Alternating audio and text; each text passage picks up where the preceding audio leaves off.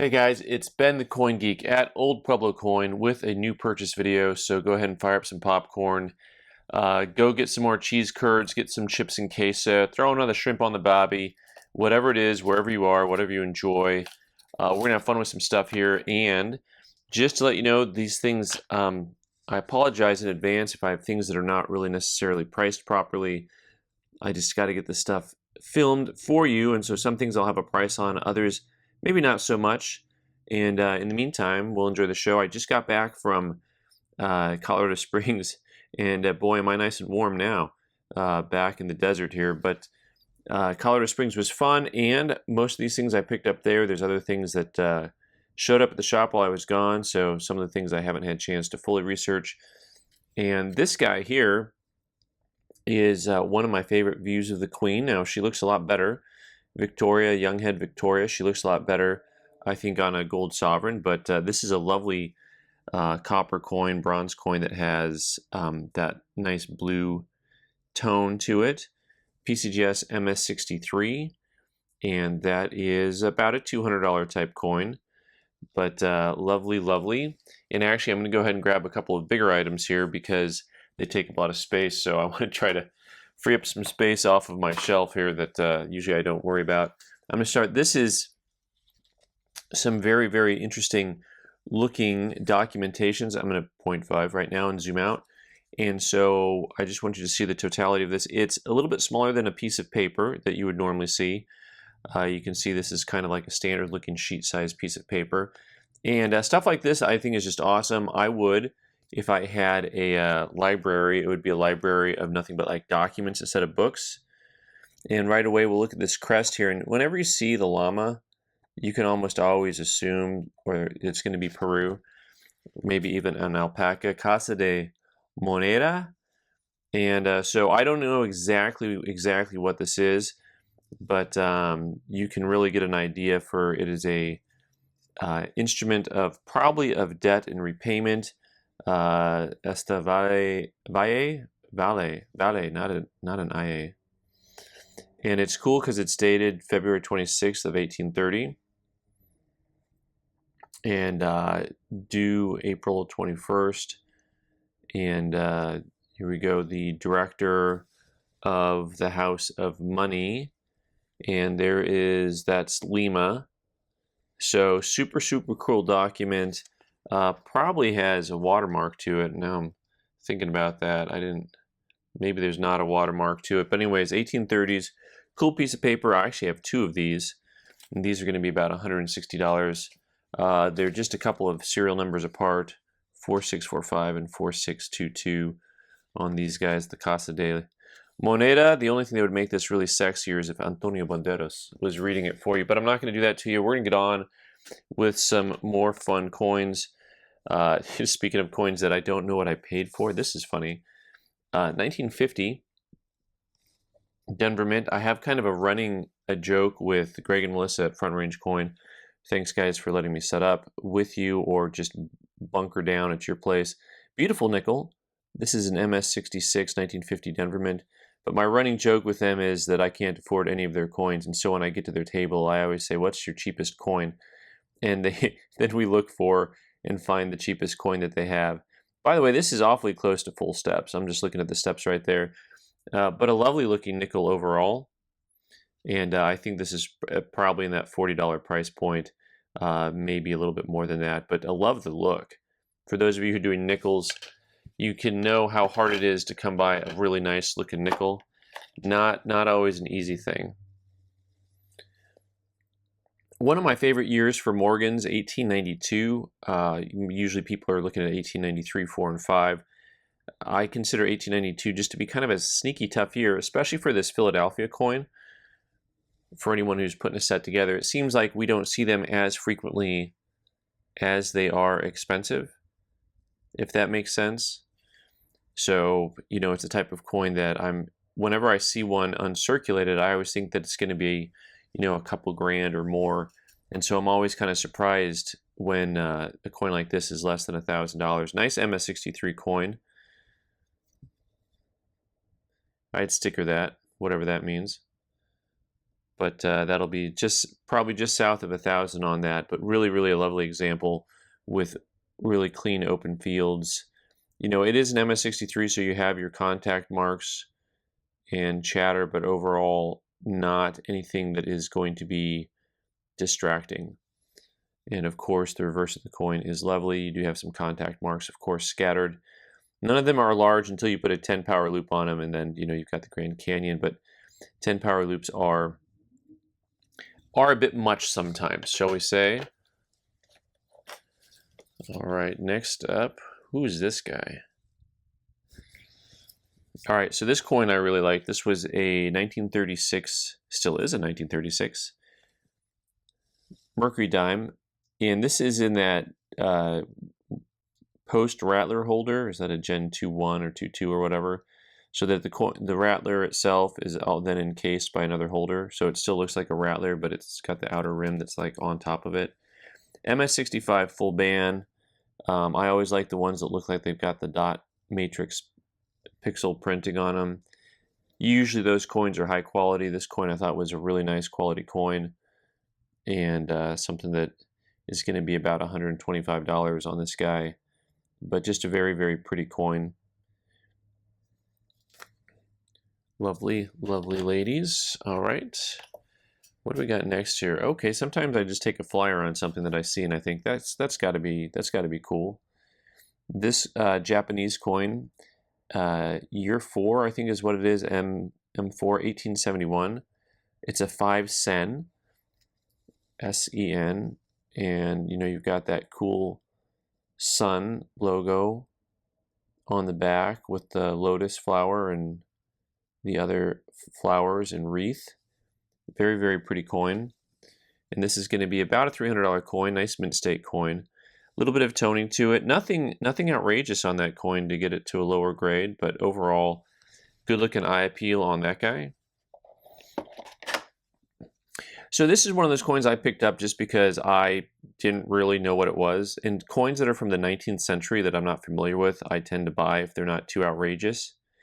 And you know, I didn't do any extra research on it since I got it, but I thought it was super cool. First of all, it's a six. Well, I'm a quarter. It's a quarter. It's 6 quarters. Buck and a half. No. CUAR. I think that's an abbreviation there on that guy.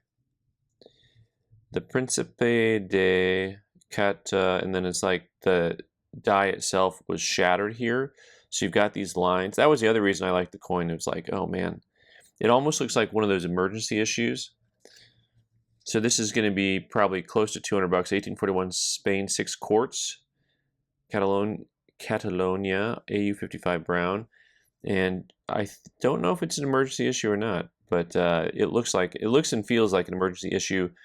If you don't know, there are places and times and ways when they had, for whatever reason, either a country or a locale needed currency made up, and it was kind of made in short order and haste. But that's one I haven't had. I'm like, man, I'm going to pick that up. We'll get a couple more. It looks like a couple more world pieces here, and then we'll get back into some fun U.S. stuff here. Once again, my eye being totally blinded by color. This SA here, you see that ESSAI. That is a French pattern, basically. Now, the patterns in the foreign world are oftentimes, the non-US world, whatever you want to call it, oftentimes not really the same price points like we consider ours to be. You know, we look at coins and they're going to be thousands of dollars, but this is going to be about $300 on a coin that is called an MS65 brown. This 1842 France 2 cent piece. And overall, I thought it was a really cool coin. The color palette was just neat. Very neat coin. All right, let's grab me some NFS stuff here. That stands for not for sale, not free stuff, not something. So occasionally I just pick up samples because I like them. So I don't even always know what samples I have, and I should probably do a better job at that. But this one, I like it when the label is green I think I just disagree with everyone who says those colors are just faded. I think that they were actually that green color. You know, but someone who was at the location when it happened could probably set us all straight. I like this one. So sometimes they have a grade on them and sometimes they don't. And so that one, and then there was this guy that was interesting because this is an NGC Fatty sample MS60. And what was interesting about it is after some discussions with a friend, I'm pretty sure like if you look at this sample, it actually had a serial number on it that mattered. And this I think is a fake serial number that they put on hundreds of coins, 19999901. And so I think originally CAC was stickering these guys, but then they're like, wait, we can't distinguish when they all have the same serial number. So that's no bueno. That is no bueno, my friends. All right, let's get on to something good. Let's move on to something that's pretty wild and fun. 1882 seated dime. And we've got a grade that is actually graded cameo, which, you know, is something that's always a little bit more in demand, adds a little bit of price, a little bit of punch to it. The reverse especially has that cameo look. The case has some scuffing, which is going to challenge me a little bit here for getting a clean shot on it. But you kind of get the idea on that. It has a gentle tone to it. This guy's going to be right around $1,000. MS60, pardon me, Proof 64 cameo, CAC approved, and overall very attractive coin. Looks good in person, unlike myself. Let's move on here to a. I think I only got a couple of CAC graded coins. We'll see how that goes. One of the disappointments in this, of course, is that the case is already a little bit scuffy. 1873. So for those of you who know the Indian head cent series, those 70s, those early to mid 70s, just a booger trying to get them. That actually that whole corridor of 1867, 68, 71, 23, it's just tough stuff. And this is a very, very attractive coin overall. Good looking luster, some red to it. MS64 red brown. This is the open 3 variety on this guy. And this guy I think is going to be about $1,020 on that guy. Tough stuff. We will see what happens. I have not been dominating that market. And the fun thing about this is we get to look at some winners and losers. And by losers, I mean I've got some stuff here that I'm not 100% certain how that's going to pan out. We'll look at that in a minute. But first, a coin that is a winner. And sometimes I talk about the look. And when it comes to coins in general, grading any type of coin having the look. And, you know, I commented earlier about having that 10 power loop being too close of a look, because with the 10 power loop, everything looks like a problem. But this is a very, very attractive 1908 no motto. The motto is the "In God We Trust." You can see it is absent there. It would be right on the sun rays here. 1908. And the 10 power loop is just too close for this MS66 coin. This is going to be a little bit north of 3,000, probably about 3,200, something like that, but it has the look. It's got the look. I'm going to go back in time real quick. We're going way back in time. This one, I didn't really buy much in the way of ancients while I was there, and I actually, you know, here I am, I bought a raw ancient instead of a certified one just because I thought it was so pretty. Calabria, if that's the correct pronunciation. Of course, this guy here is the rider on the horse and Terrace riding the dolphin. This one is really cool because you can really make out his grapes that he's holding there. And a lot of times you can't, like you'll see it and there'll just be like a blob there. And this coin's a little bit minty. It's going to be about $700 on this guy as is.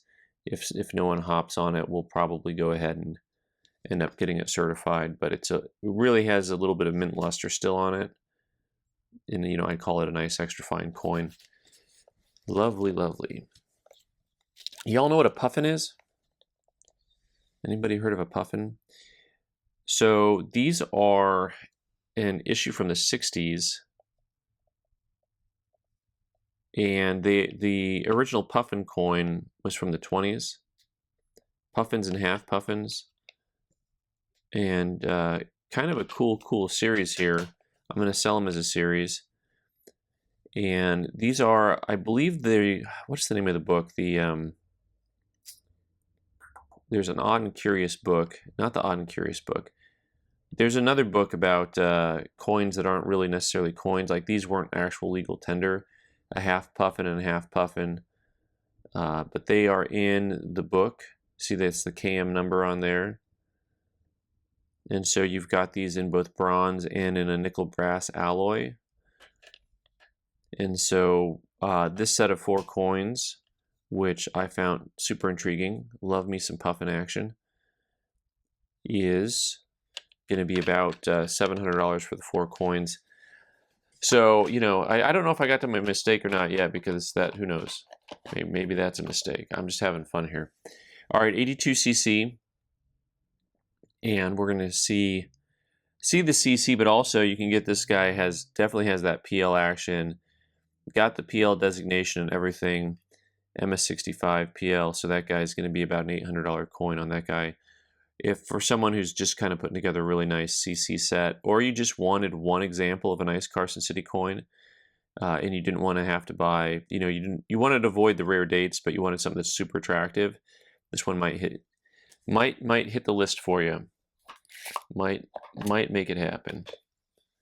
Might as well go here next with the coin that's actually graded dimple, this 1890O. In an MS64 dimple, you can see it's got, the fields are even more reflective, and it has a little bit more chatter than the previous coin did. And this guy is $1,300 on that guy. Tough coin.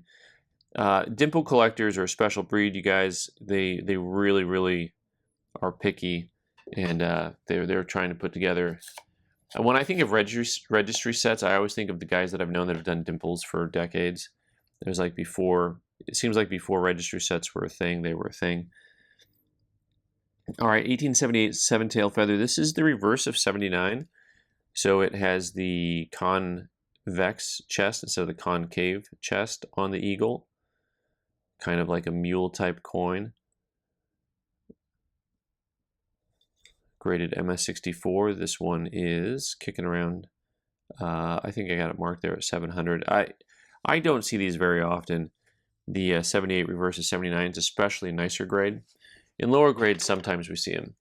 Well, we're going to interrupt this show for some paper. These are things I don't have priced yet. 1872 Columbia, South Carolina.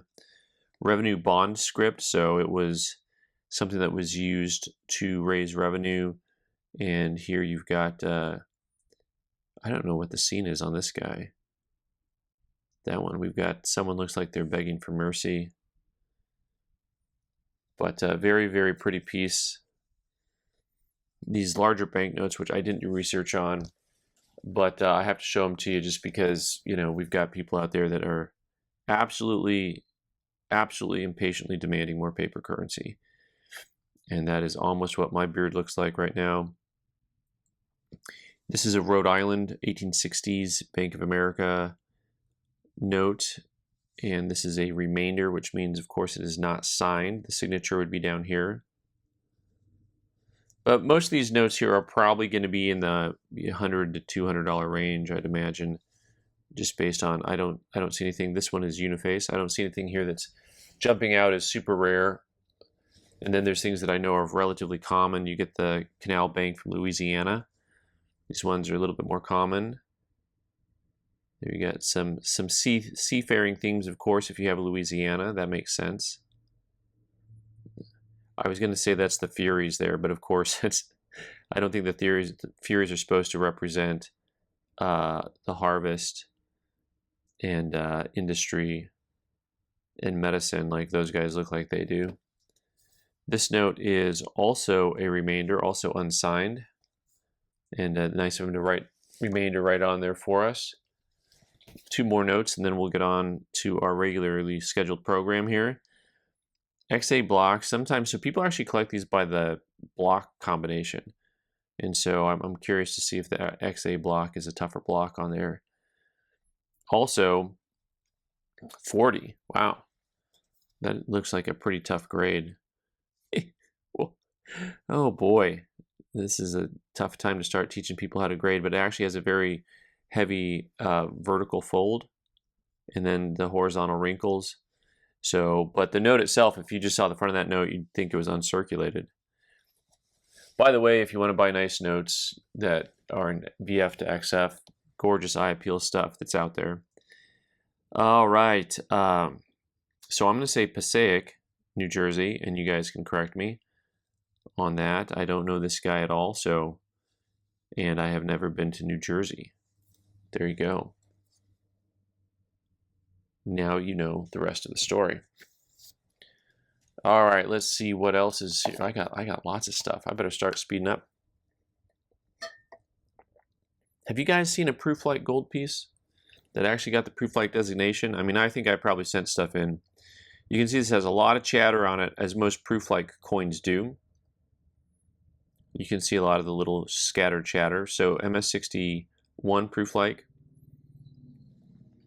that is going to be about $2,900 on that guy.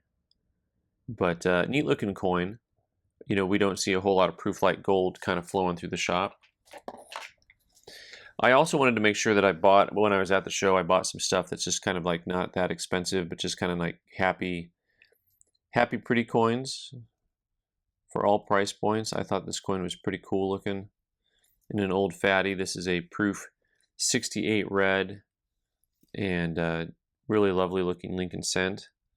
That guy's going to be about 75 bucks on that guy.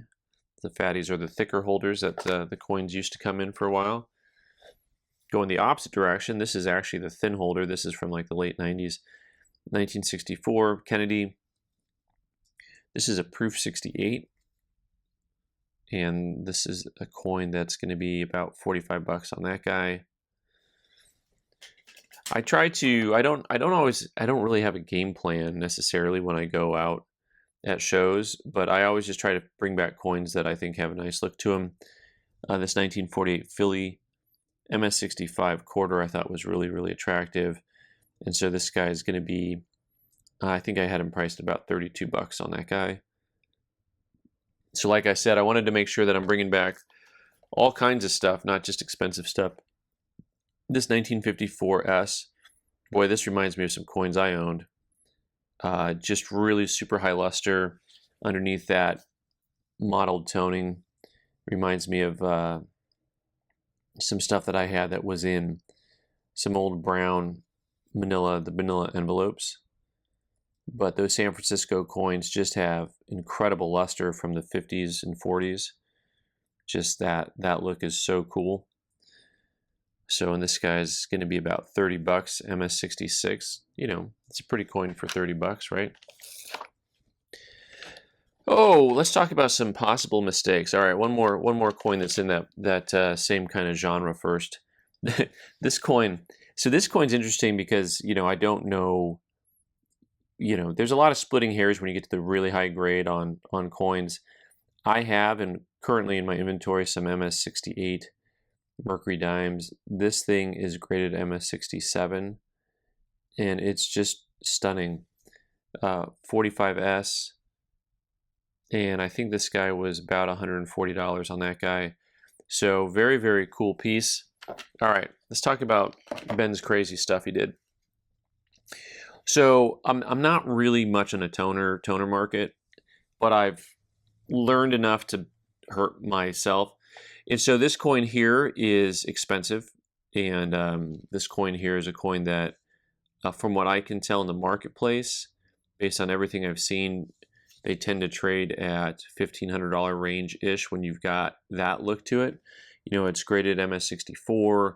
I'm not worried as much about the grade. This is all about the toning. And this coin is $1,250, and somebody is going to just love that coin and say, yes, I've seen those coins trade for $1,500, and at $1,250, Ben, I'm in. Now, this coin, on the other hand, I should have really just hid the holder from you at the, you know, bury the lead a little bit. So this coin, I've never paid a lot of money for a toned Lincoln cent before, so I am probably out of my ever-loving mind on this coin. This coin is $1,100, and it is completely and all and only about the toning and nothing else, right? It's a 1948 Denver Mint Annex holdered 64 red brown, which is also kind of funny because the coin itself is really stunning. Like, it seems like it's a lot nicer than a 64. So, you know, this is where I want to play the Superman theme song there from that Smallville. That was the show, Smallville. Somebody save me. That coin is kind of ridiculous. And let's get away from that and talk about some really fun Mexican just 1 centavo pieces that I thought were stunning. They're all kind of a similar price point, 66 red, red brown. I don't know that I priced them based on how they were graded. I think they're all going to be in that $70 to $80 range because I think I like this red brown one the best. The lowest grade one I think is my favorite coin, just because it's got a real nice gentle tone to it. Although this 66 red almost has a proof-like finish to it. So, but these are going to be about $75 type coins roughly. Yeah, that coin's really lovely. It does have almost a proof-like finish to it. That's the type of coin that sometimes NGC will put a star on. All right, some more winners. Here we go. So this is from Spain. There's a similar looking coin that's from the Philippines, but it's just slightly different. This 5 peseta MS62, but I just thought it was super attractive. Definitely, the 62 is just because it has a lot of chatter to it.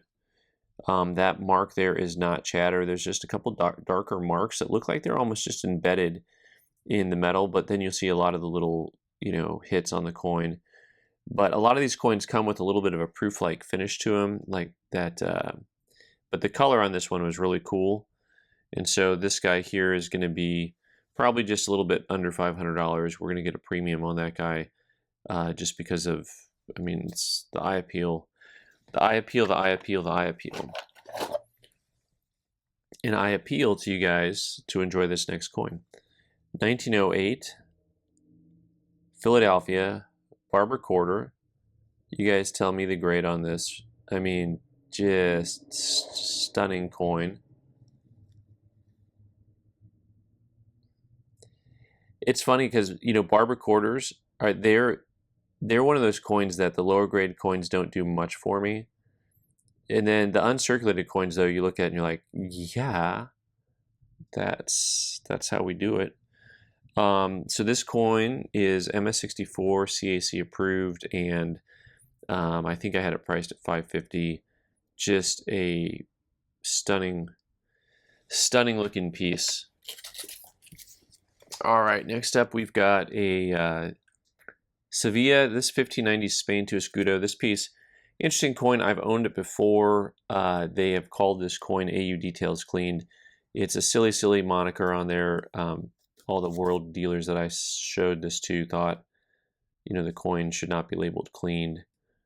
On this guy, we're gonna have this priced at $2,500, but it's a neat coin, and maybe I'll get it. Maybe I'll get it into a different holder as time passes on.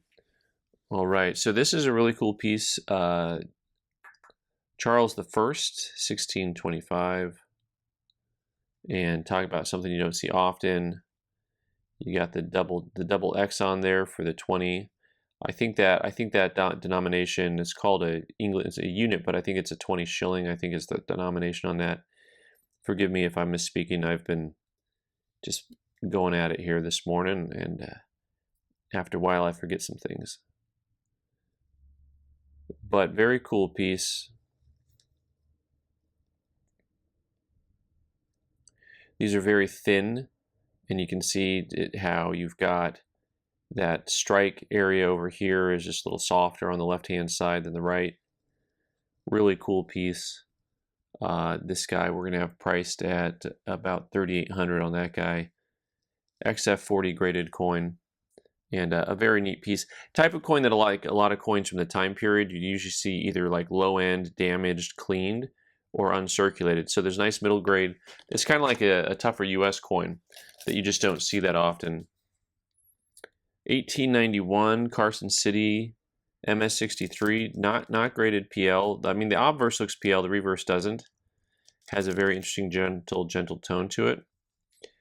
This guy is going to be about 990 is what I have that labeled at. Oh boy, here we go. We got an 1891 CC. Also, of course, the Spitting Eagle on that guy. This looks like he's a little bit south of $1,500. MS64 graded coin.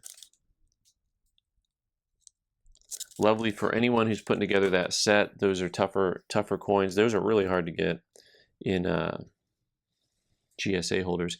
This is a part of the things that I should have researched, but I was like, I got to show this thing off. So this, I think, is an Inauguration Shah piece. It is, I think, 22 or 24 karat, and it's so cool looking. It is something I'll price at probably about 10% over the metal content. It is approximately 3/4 of an ounce. I love the deep yellow gold on that, and then actually there's your mark. It is 900 fine gold. So, but then you look at the details on the back here. So that's why I'm looking at it. It looks like an Inauguration piece. Very cool. Has the velvet box. Lovely. You know, it's got a little bit of some scuffiness there, but a very, very cool piece. All right, what else we got over here? I'm not done yet, guys. I just have a lot of other little things to get down to it. Let me see what else I can grab, and we'll wrap it up here real quick. Oh, I know what I was going to do. I forgot about the other giant thing in front of me here. Oversized holders, anybody? For this, I've seen these actually in like a normal sized holder, something similar. Maybe it wasn't a normal sized holder, maybe it was a smaller unit. This is 1892 50mm bronze from the Colombian exposition. And this guy here is about $450 on this one. And you see graded MS64. There's the 1492. United we stand, divided we fall.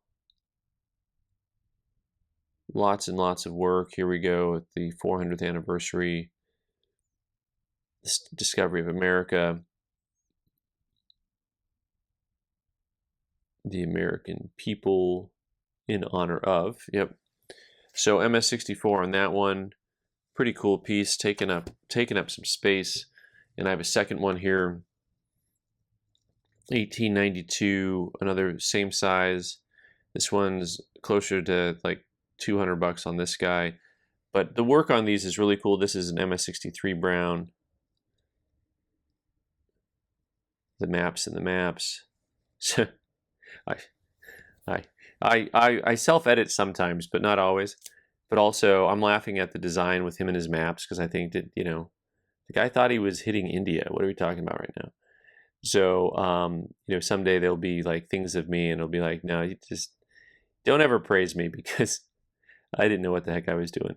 So, you know, oh, the glory and the splendor.